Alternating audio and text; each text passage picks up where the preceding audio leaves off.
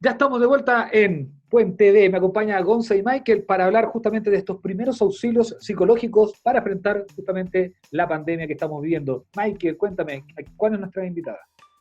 Mira, antes de presentar a nuestra tremenda invitada que tenemos el día de hoy, hablar un poco del PAP, ¿cierto? Los primeros auxilios psicológicos, que se define como una herramienta de apoyo pensada en acompañar a aquellas personas que se encuentran en escenarios de crisis y que tienen como objetivo recuperar el equilibrio emocional junto con prevenir la aparición de secuelas psicológicas. Algo por lo menos para todos nosotros que ya estamos un poco rayando la papa con todo esto de la pandemia, así que para hablar de eso y varias cosas más, ¿cierto? Tenemos a Florencia Anguita. Ella es psicóloga y nos va a conversar respecto a esta área de la psicología que realmente la conocemos. Florencia, muchas gracias por venir. Hola, buenas noches. Muchas gracias por la invitación también.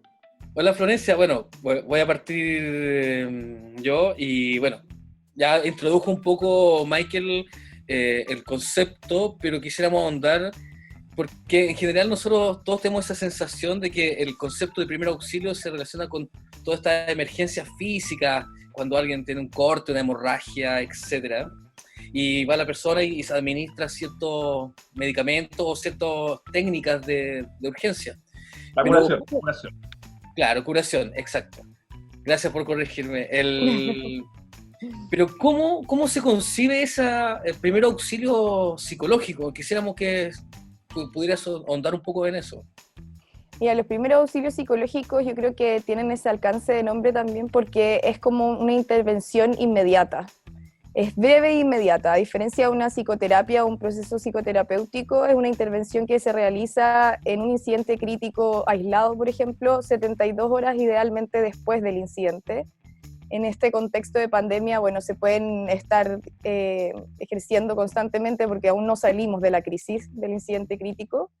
Entonces yo creo que lo que mayor diferencia hay es que es una intervención breve e inmediata, que se realiza solo en contextos de crisis y que entrega herramientas de afrontamiento para la crisis. Entonces, lo ideal es como entregar herramientas y potenciar las estrategias de afrontamiento que tienen los individuos frente a estas situaciones, reducir los niveles de estrés que produce el incidente, fomentar las capacidades de adaptación a lo que está pasando y prevenir secuelas a largo plazo. Porque, bueno, yo creo que esta es la primera pandemia que tenemos, pero la segunda pandemia se viene después de la crisis, que es la pandemia en salud mental. O sea, los problemas en salud mental que vamos a tener después de esto van a ser alarmantes para todos. Y yo creo que desde ya empezar a generar como estrategias para hacer algo cuando eso pase. Porque estamos todos es como un experimento social lo que está pasando. Sí, como un reality, o algo, Sí. uno ve tanta película que al final ya no sabe cuál de todas esas películas se encaja más en lo que estamos viviendo. Y justamente por eso, Florencia, ¿cómo vivir? Porque de verdad es un proceso de estrés, de ansiedad. No sé si les pasa a ustedes, chiquillos, yo creo que a todos a tus pacientes también les pasa, que esa ansiedad más bien de saber qué hacer, porque tú no sabes si voy por este camino o no, pero ¿cómo hago? Porque ¿qué va a pasar el día de mañana? ¿Me puedo quedar sin trabajo? ¿Invierto o no invierto? ¿Pensando en algún bien? ¿O me dedico a leer un libro? ¿O qué hago? Porque en realidad, y también te da un cambio de tuerca a la forma de vida que estamos viviendo también. Entonces, es como adaptarse un poco, pero ¿qué podemos hacer? ¿Qué tips podrías tenernos? O más bien decirnos, sigan por acá o simplemente, no sé. Mira, yo creo que lo principal es no sobreexigirse. Como que estamos constantemente viendo como memes o posts de si no sales de esta pandemia con un libro leído, con un curso hecho, eso no es real. O sea, de verdad si salimos vivos de esta pandemia lo logramos. Vivo en el sentido físico y vivo en el sentido mental, o sea, tratar de mantenernos como lo más equilibrados psicológicamente posible. Si no hacemos, por ejemplo, uno ve ahora constantemente gente haciendo rutinas de ejercicio y trabajando y esa no es la realidad, o sea, es una pantalla, es lo que uno ve por Instagram, por Facebook, pero la realidad que vivimos día a día todos y sobre todo en sectores más vulnerables está alejada de ser eso. Entonces yo creo que lo principal es como mantener rutinas diarias que nos permitan predecir cómo va a ser nuestro día y eso nos va a dar estabilidad. Entonces, frente a las alteraciones de sueño, pesadillas, por ejemplo, si yo estoy teniendo insomnio, ¿qué tengo que hacer? Tengo que limitar mi tiempo en redes sociales antes de acostarme. no sé, si me voy a acostar a las 11, a las 9 de la noche, ya parar el celular, porque el celular me despierta ciertas como actividad fisiológica y neurológica y cognitiva, entonces ir como generando pautas que a mí me permitan sentirme más tranquilo. Y yo creo que estar constantemente repitiéndose también que es normal estar estresado, que es normal no querer rendir o no poder rendir. Lo mismo con los niños y las niñas, o sea, le estamos pidiendo que cumplan con las tareas, le estamos pidiendo que se conecten a clases, y ellos no están tampoco en un estado psicológico en el que puedan rendir frente a eso. Entonces yo creo que lo principal es no sobreexigirnos, o sea, estamos sobreexigidos ya por las circunstancias, por lo tanto hay que ser como autocompasivo con uno mismo, como hacerse nanay y como ver que uno está dando lo mejor que puede frente a esta situación que nadie la había vivido antes y que nadie sabe qué hacer. Florencia, agregando un poco, para profundizar un poco la pregunta de José, el tema de la incertidumbre, por una parte, que también es un elemento súper heavy psicológico, que yo creo que es parte de todo, y lo segundo, el tema de los niños también, que el adultocentrismo, que al final nos estamos preocupando netamente de nosotros como estamos viviendo como adultos, pero también los niños están viviendo esta pandemia. Uh-huh.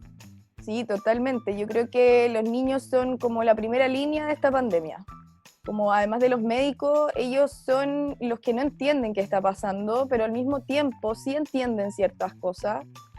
Por otro lado, escuchan noticias, ven televisión y escuchan a las mamás, a los papás, a los abuelos preocupados. Y en su lenguaje y en su mundo ellos no saben qué significa todo esto que está pasando.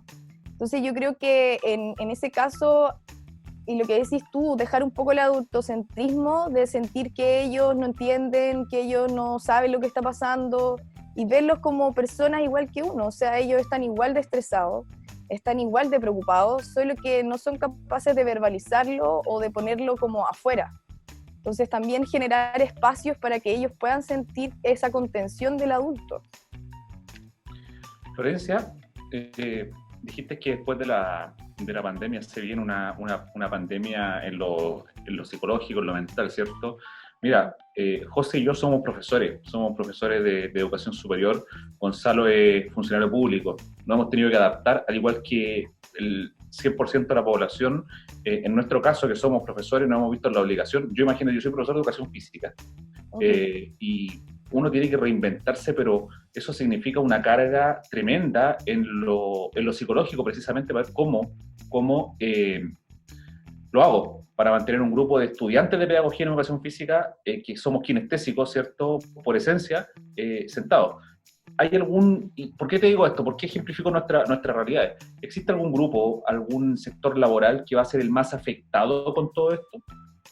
Mira, yo creo que el mundo de los profesores ya es el que se está viendo más afectado, porque los profes están llevando el triple de trabajo que tenían antes para la casa, o sea, en gestionar, hacer las planificaciones, además en que tienen que estar llamando a los niños todos los días, a los adolescentes, o en el caso de educación superior igual, o sea, yo creo que los profes son los que más cargas se han llevado, y creo que también son los que más cargas se van a llevar después de esto, porque son los que van a estar codo a codo acompañando a todos los niños y niñas y adolescentes y jóvenes que van a tener estas secuelas.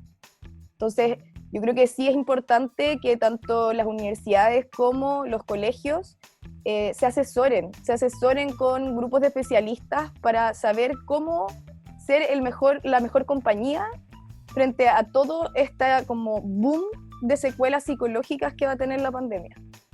Florencia, un poco ya terminando, ¿qué es lo que más te llega en este tiempo de pandemia? ¿Cuáles son las principales problemáticas de tus pacientes? ¿Es el teletrabajo? ¿Es el tema de estar en la casa con los niños y trabajar también, incluido el teletrabajo? ¿Es quizás la ansiedad que un poco tú mencionabas? Y lo segundo es, ¿dónde la gente también te puede ubicar? ¿Cómo podrían llegar a ti y consultarte? Mira, yo creo que lo que más consultan, bueno, es por el estrés y la ansiedad. En muchos casos es por el tema de las relaciones de pareja, porque están en casa teniendo que convivir con pareja, hijos, y no estamos acostumbrados a estar todo el día encerrados con alguien.